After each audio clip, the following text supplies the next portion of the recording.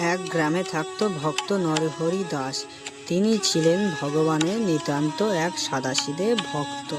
তেনার প্রতিদিনের কাজ ছিল জঙ্গলে গিয়ে ভজন করা। একদিন তিনি গেলেন জঙ্গলে ভজন করিতে। তার সামনে দিয়ে একটি হরিণ লাফাইয়া লাফাইয়া দৌড়ে পালাইল।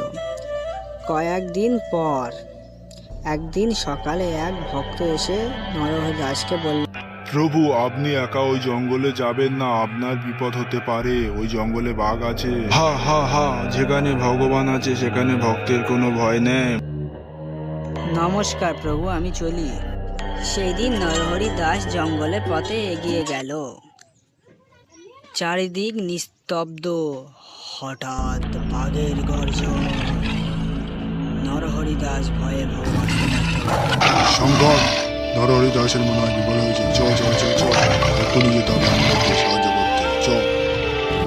একটু পরে নরহরি দাসের সামনে দিয়ে বাঘ চলে গেল।